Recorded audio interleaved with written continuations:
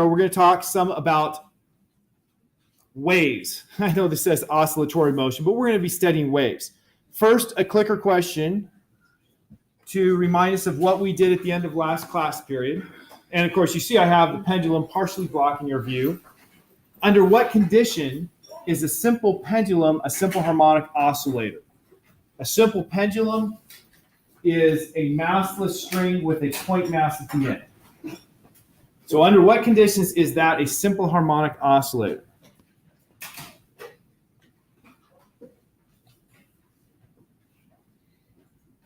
I will also get your clicker participation scores finalized this afternoon. I'm not going to call on students and add that to the response because on Friday we did the last student for the second time. Everyone's answered twice, just so you're aware.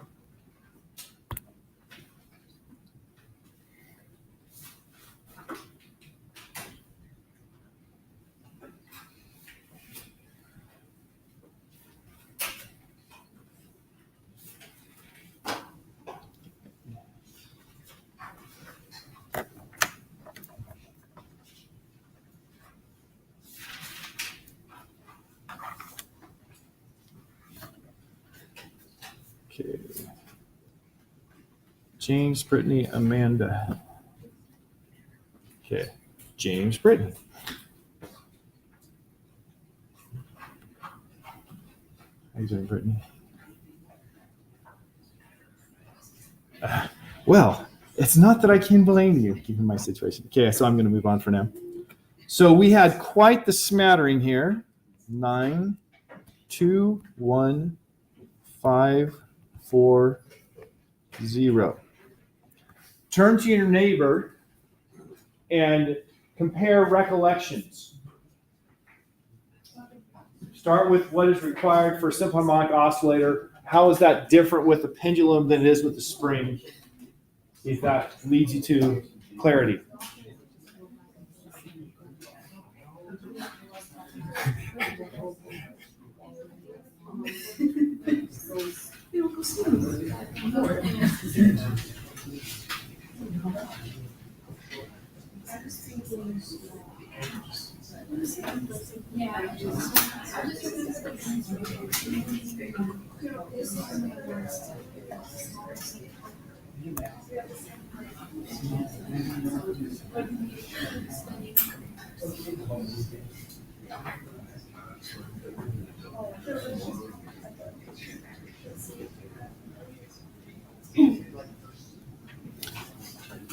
Okay, given that we know it's going to fail if I re-pull it, I'm not going to try to do that.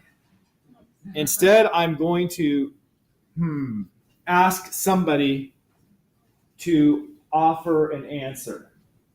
So who feels confident enough to offer an answer?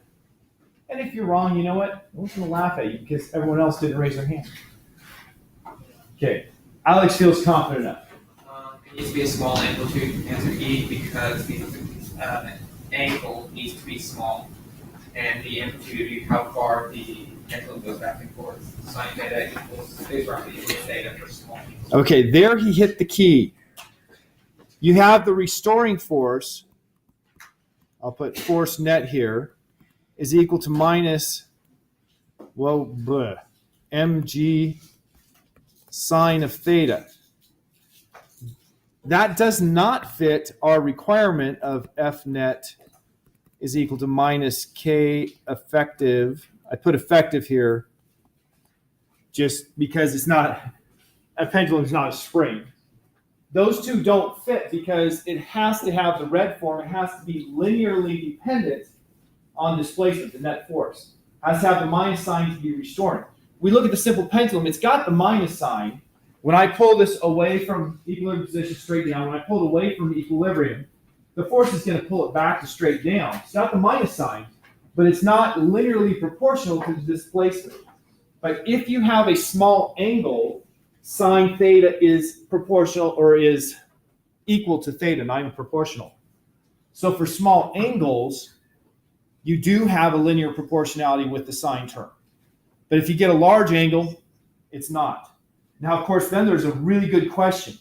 What angle constitutes a small angle?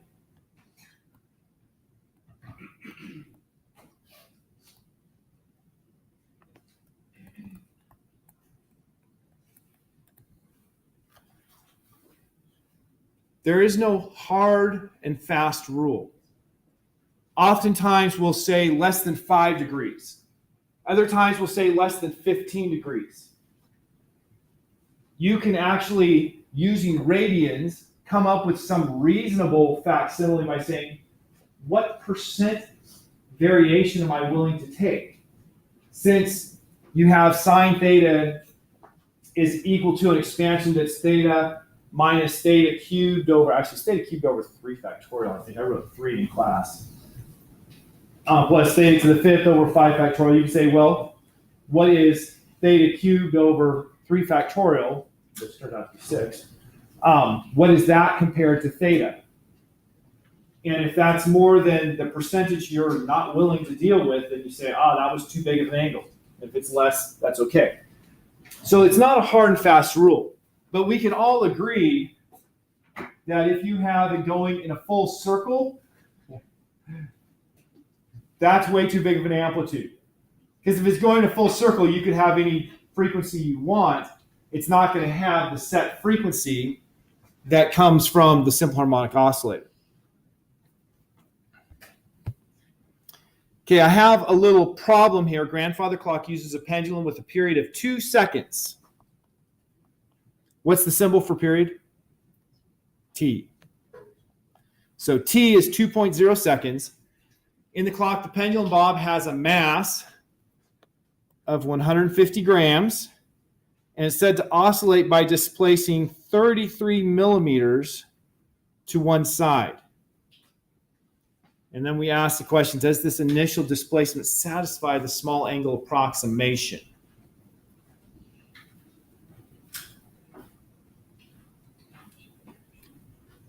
It doesn't tell us the length, right? I really would need to look at B, determine the length to get an idea of what the angle is with the 33 millimeter displacement. So let's go ahead and consider what length do we need. So I need to have an equation that relates length and the period, because the period is what is really important. And it might also include the mass, because we're given the mass. Going through what we know for simple harmonic oscillators, we knew that first omega was the square root of k over m for a simple harmonic oscillator. And then for a pendulum, k for a pendulum was equal to, I'm thinking about this, mg over L. That came from using the small angle approximation. So theta is x over L. And so that was our k. So putting that in, omega is square root of mg over L divided by m. The m's cancel. It's just equal to the square root of g over L.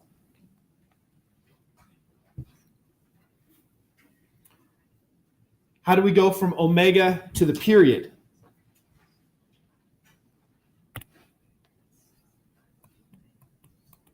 What's the simple relationship for period that brings us to something involving how quickly it goes back and forth?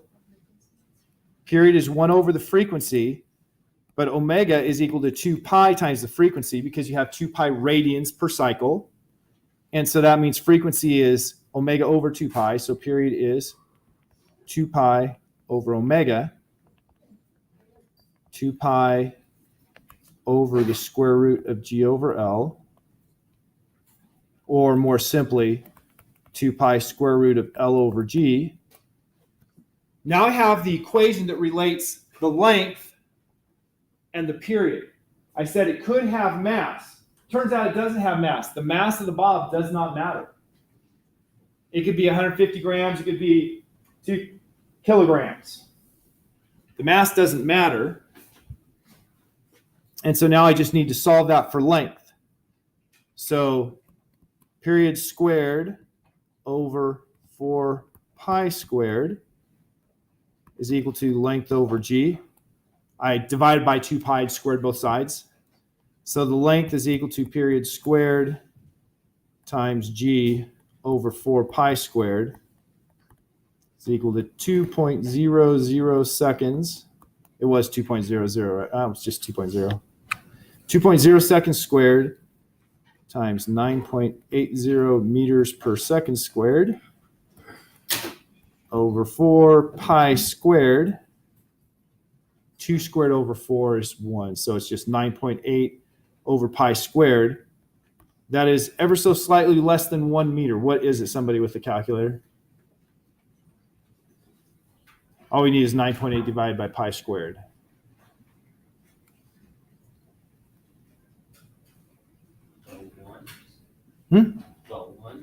Yeah, it's just a shade under 1, I believe. 0.9929 meters, she says. Now, how many sig figs do we have? 2. So it's within our significant figures. It's 0.99 meters. Let's say 1 meter is just between friends.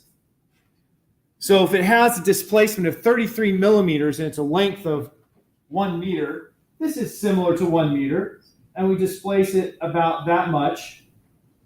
Is that going to be a small amplitude? Going with yes. So we found the length, and we can clearly establish that's a small amplitude. Yay, fun problems, right? I assume that cough was unrelated. I talked about this last class period. That problem actually was in the last lecture, but I skipped over it. A simple harmonic oscillator is transporting energy from one type to another. Now, in just a moment, we'll talk about waves. Waves are traveling oscillations, and they are transporting energy as they travel. So waves carry energy. So we talked about the potential energy of a spring, 1/2 kx squared, the kinetic energy, 1/2 mv squared, and the total energy of a simple harmonic oscillator. If you don't have damping, remember I talked about shock absorbers in your car to damp out energy. If you don't have damping, the energy stays constant. It's just going back and forth. Now, here is a question we have not approached yet, but this is something that should make sense to your brain. With what period should you push a swing to keep a youngster going? So I've got my grandson in the swing, all 3 years old, and I push the swing. How often should I push it? When should I push it if I want him to have a fun time in that swing?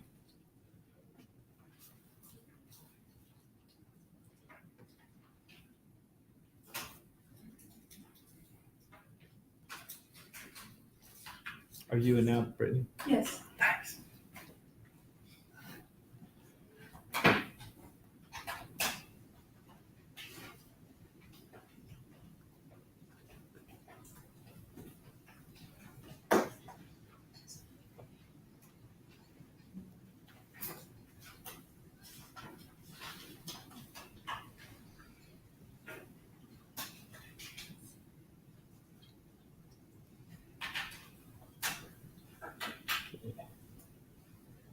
Waiting on Edward. All right. So we once again had quite the smattering. Now, this is not one that I've talked about, so it makes sense that we have a fair distribution. Let's start with basics. Definitions. What is the period for a simple harmonic oscillator?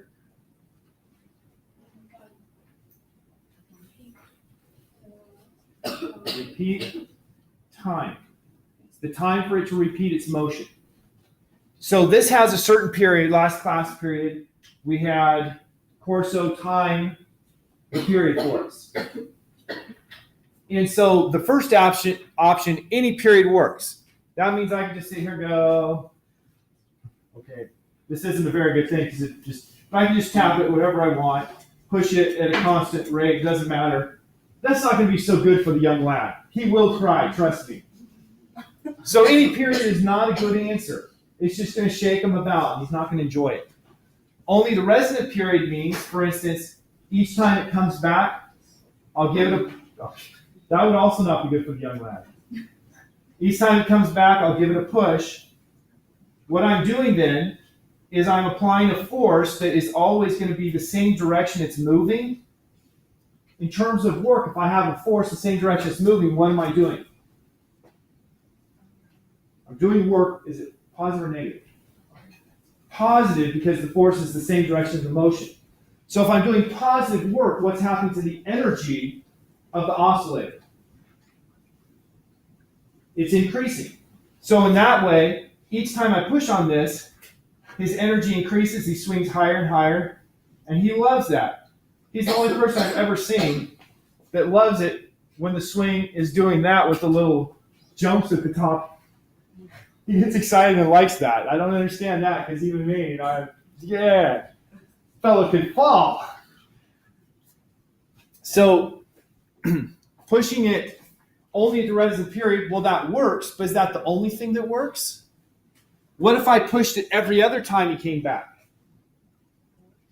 I would still be doing positive work each time. He'd still be gaining energy just at half the rate. As long as I'm putting in energy at a rate that's equal to the rate that it's being lost, he'll stay swinging at a constant height. That works as well. And of course, what if I did it every third time?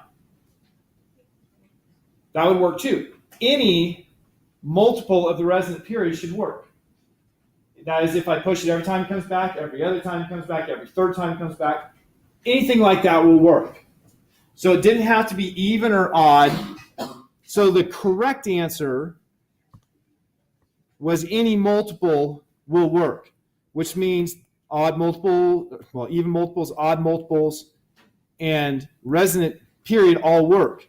The only one that was wrong was A. But of course, E was the one that was complete. Now, how is this important?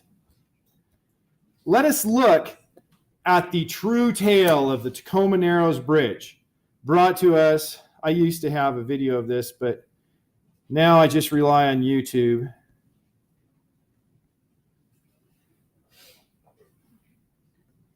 So this is the Tacoma Narrows Bridge. Etika was saying, yeah, I've been over that. Not this version of it. It was built in 1940, I believe. June 1 or July 1, 1940 is, I believe, the date when it actually was put into service. Even while it was being built, the construction workers said, this place is crazy. They call it Galloping Gertie because it felt like they were, on a crazy horse as they're building it. Even with small winds, you would have these major oscillations on the bridge. Now, I consider myself a reasonable person. I would have stayed away from the bridge when it was doing that. People your age thought, hey, this is a swell place to hang out. We'll come hang out on the bridge and ride the bridge for a while. Because, they say that we're supposed to get wisdom with age. Can't say that for sure. The video that I used to show had narration. It was a physics video. And so it's narration of the guy whose car that is talking about it. He was a reporter, and one night he got a call saying the bridge is really going through some wild motions. And so he came out there, and like any smart person, he's like, well, I'm going to drive out to the middle of the bridge to see what's going on. And he gets out to the bridge, and I don't know if the narrator's the actual reporter or somebody reading it, but it's so dramatic and the motion was so large that my car was sliding up and down the road, and I had to stop and get out and cling to the side. My fingers were, bleeding, bloody from all of it. It's really, I find it funny, okay? He's serious as a heart attack. He finally crawled back on the curb there. When the motion subsided, he tried to go out there again, but he had to come back because he was knocked down. And he got back to the safety where the support is, and then more fun things happen. Play again.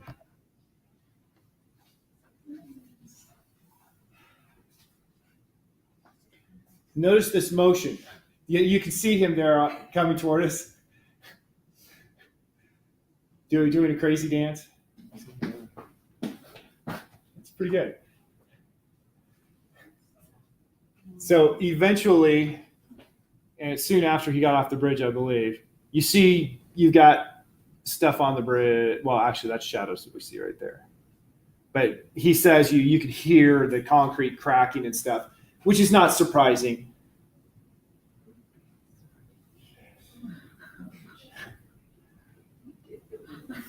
Yeah, see, I would not be out there. I would not have driven my car out there. And then that happened.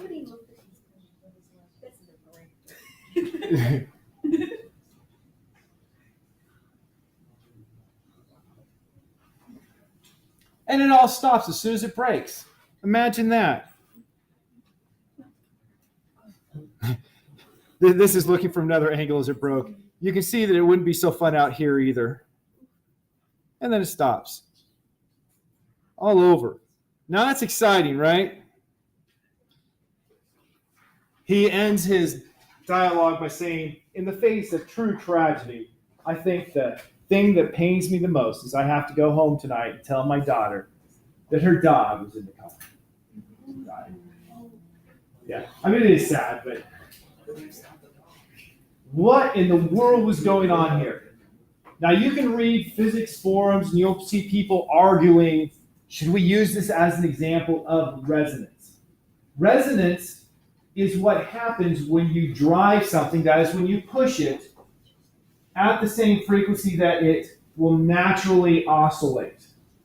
If you push it at the same frequency that it will oscillate, your oscillations will get bigger. And so that's what happened here. You had something pushing it. The standard physics answer for what was pushing it is Kármán vortex shedding. What this means is the wind was blowing over. You see this as a suspension bridge.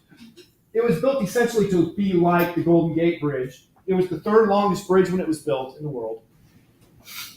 But its length to width ratio is not quite that of the Golden Gate Bridge. And so it turns out that because of that ratio, its resonant frequency, the frequency that it will oscillate at, is very different than the Golden Gates. It has those vertical support wires. You have, I think we talked about the Golden Gate Bridge earlier on in class. You have those support wires. Actually, I can draw on this, I forget. You have the support wires. And then coming down from those, you have all of these verticals that are holding up the bridge. It's a suspension bridge suspended by those verticals. Well, as wind blows on those verticals, it makes vortices. That is, the wind blows and it spins like this. And then those vortices break away. And when they break away, it's like plucking a string. And the vortices will form on opposite sides. So it's like you pluck the spring left, you pluck the string right, you pluck the string left, pluck it right.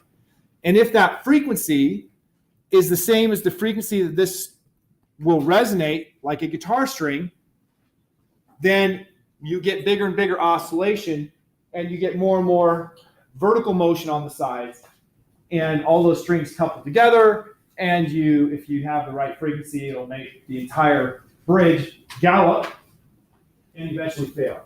That's an example of failure due to a resonance phenomenon. Where else do we see resonance?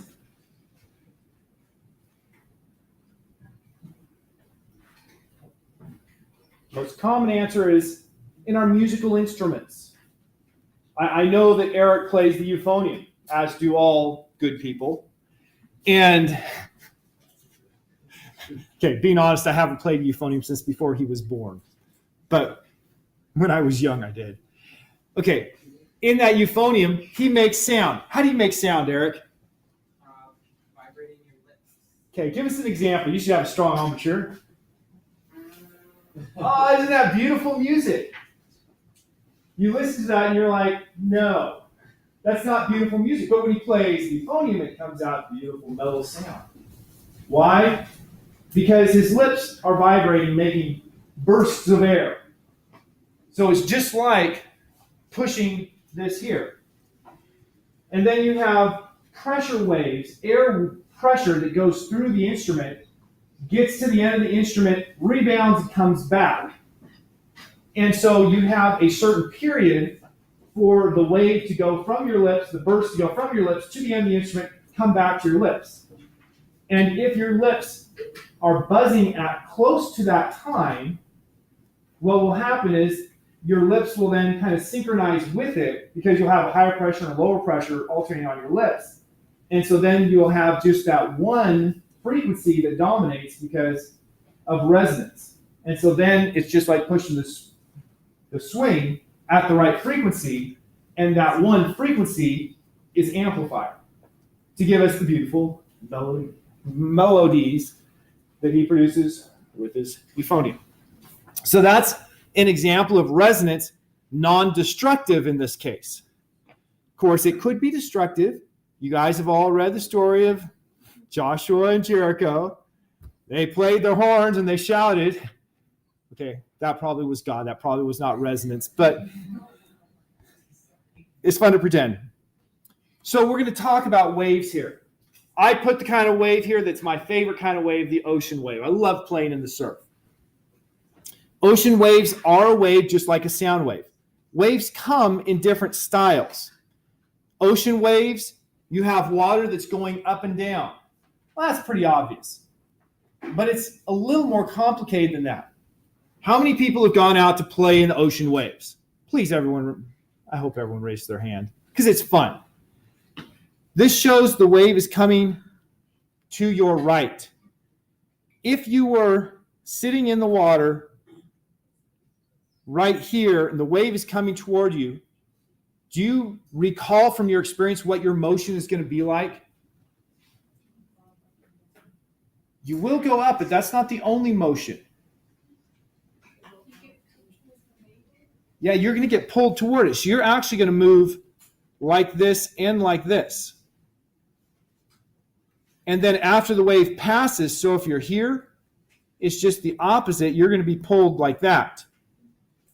And so if you have a particle, let's say it's a little floating buoy instead of debris, that floating buoy is actually going to do a pattern that goes like this. So it's going to be moving as the wave passes, which is interesting. Before the wave came, it was stationary. As the wave passes, it does this loop, and after the wave's gone, it's stationary again. So it went from having no kinetic energy to having some kinetic energy, converting that to potential energy, coming back down and having no energy.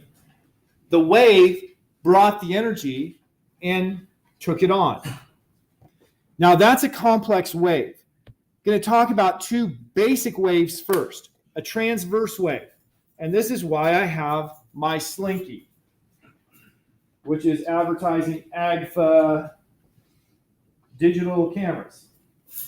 Okay, so I am going to have, who wants to hold the other end slinky? It's really non-complex. Okay, Lauren will hold the other end slinky for me. So we have this slinky, and we want to make a transverse wave.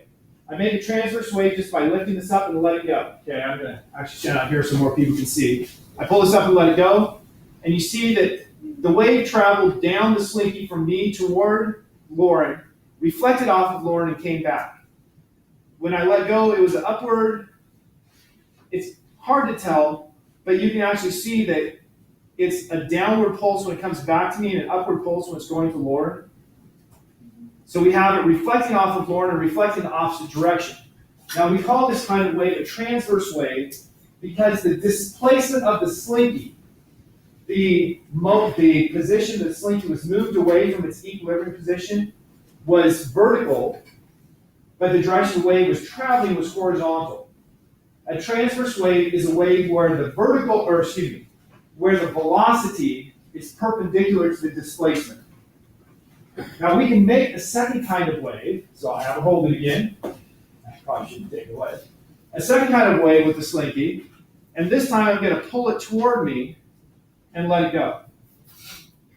Now what you see is a wave where the little coils of the slinky are closer together. We call that a compression when they're closer together. and then that's moving from me to Lauren and back. In this case, the displacement, instead of this thing going up or down, it's going forward or backward. So the displacement was the same direction as the velocity. And we call that longitudinal. So longitudinal wave displacement is parallel to velocity of the wave. Transverse wave displacement is perpendicular to the velocity of the wave. So those are the two fundamental simple types of waves. So of course, when Lauren and I did it, we didn't make anything beautiful like this. But that's supposed to be a transverse wave. And just like we talked about in class on Friday, you can measure the distance from peak to peak, or from trough to trough, or if you wanted from 0 point to 0 point where it's going the same direction. What do we call that distance in all cases? The distance for it to repeat, what do we call it? The period was the time for it to repeat. Did we not talk about the distance? No, we didn't. You're right. We talked about the time for it to repeat on Friday, which was the period. Now we're looking at what we call what we called when I was in graduate school studying shock waves, a snapshot. That is, I'm looking at one moment, so there's no time, but I have position on the horizontal direction. And this here is a distance that we call Lower Greek lambda, and lambda is the wavelength.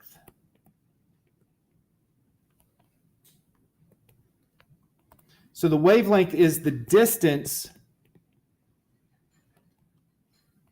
for a wave to repeat. Come on, move.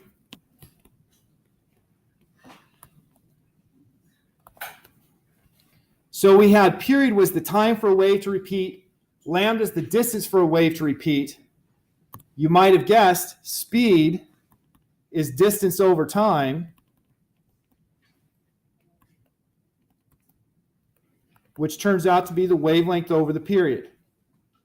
So the speed for a traveling wave, a traveling oscillation, is going to be the wavelength of our wave, the distance it takes to repeat, divided by the period for the oscillation, the time that it takes for it to repeat. Of course, period is 1 over frequency, so we usually write this equation as V is equal to lambda times frequency. So the period of a traveling wave, the wavelength of the traveling wave, and the speed are all intimately tied together. If you know any two, you know the third. And of course, if you know period, you know frequency, because they're just inverse relationships. So we can see what the wavelength is in this transverse wave. Yay. We can also see the amplitude. What's the amplitude? Okay, it's marked here as X. I'm going to put A for amplitude there where it said X, because X would be how far it is at any location, so I could also have X right here. Right? X is the displacement, how far it's moved from equilibrium. So the X is changing. Now, if we make an equation for this wave, we'll say the displacement is equal to the amplitude, and before we had sine of omega t, right? But now this is a traveling wave, so it has a distance part to it as well. And so we're going to have minus the position times 2 pi over the wavelength. Why position times 2 pi over the wavelength? Because if the position is one wavelength, it will have gone through 2 pi radians of angle. So that's why there's a 2 pi there. So that's the equation for the traveling wave. X is equal to A sine of omega t minus X 2 pi over lambda. On the test, as I was grading yesterday, I noticed one person for the thermal conduction parameter K, they used the Boltzmann constant K. Remember before the exam I mentioned we reuse symbols. You have to be aware by context what it means. We have another K. Another K. Aren't you happy? Go ahead, you can say it. This K is called the wave number. And you might have used wave numbers in like a chemistry class. It's a way of actually just measuring your wavelength. K is 2 pi over the wavelength. And so we could write this as a sine of omega t minus kx. So that's another way, it means exactly the same thing, of writing out the traveling wave. Now I can ask you, how fast is this wave traveling? And if you look at that equation, you might say, well, golly, I don't really know. But you actually can tell from looking just at that equation how fast it's traveling. Because if I want to look at how fast the wave is traveling, I might say, okay, this point on the wave has a displacement of 5 centimeters. I'm going to watch this 5 centimeter displacement and see how fast it moves. Well, if I'm going to stay with the constant displacement, then I'm going to take that equation, and the argument of sine has to be constant if the displacement's constant. So that point is moving if I keep my argument constant. So let's just say, set this equal to c, as omega t minus kx is equal to c, where c is just a random constant I chose. Solve that for x. Omega t minus c is equal to kx. Divide both sides by k. And I have x is equal to omega over kt minus c over k. If this is moving at a constant speed, I should have position is equal to speed multiplied by time, right? We learned our kinematic equations. X is equal to vt plus x0, starting x. So what is the speed? Just matching those two equations.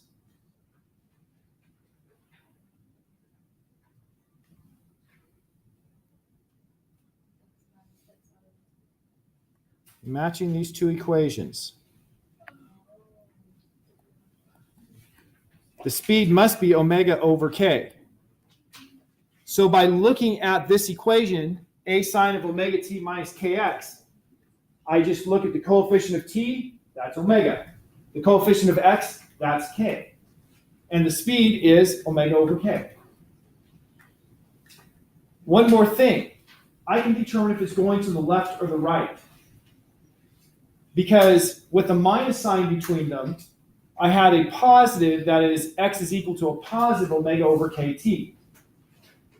If I had had omega t plus kx, that would have made it minus omega over kt. The minus would mean it's going to the left. So if the two signs, omega t is positive, kx has negative, if they're opposite signs, it's going to the right. If they're the same signs, that is, if they're both positive or both negative, then it's going to the left. So there's a lot of information in this equation.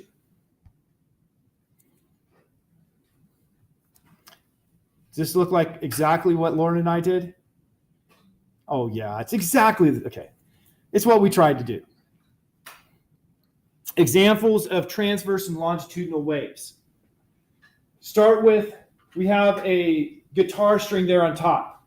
You pluck the guitar string, it moves like this, while a wave is traveling up and down that string. So the wave is traveling horizontal, but the motion of the string is vertical. Which type of wave is that?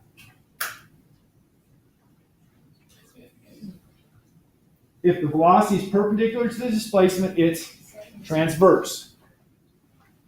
So this is an example of a transverse wave.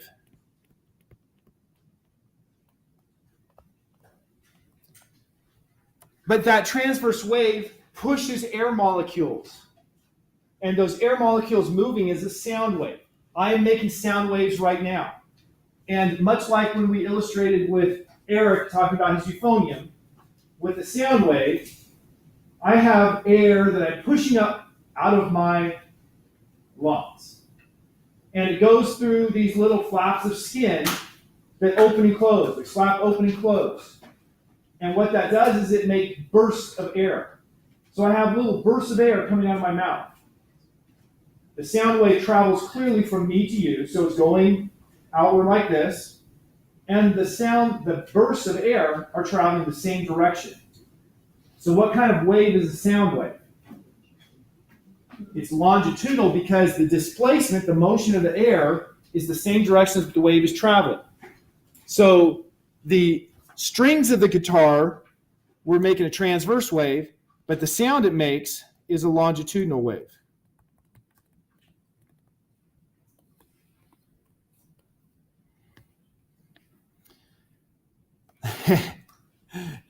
We'll end with this question because we only have a minute left. What type of wave is illustrated in this figure? Notice you have right here is where the wave is having displacements.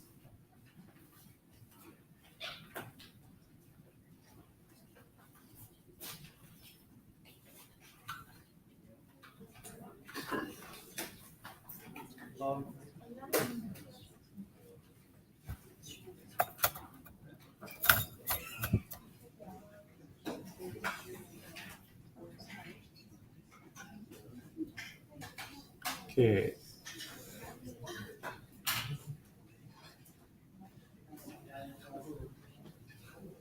There we go. Everyone's answered. And we had 6 that said transverse, 15 that said longitudinal, and 1 that said Rayleigh, and no one said love. Rayleigh waves and love waves are combination waves. They're types of surface waves you get that are a combination of transverse and longitudinal. So earthquake waves have Rayleigh waves and love waves. This one here, you see that things got closer together, what we call a compression.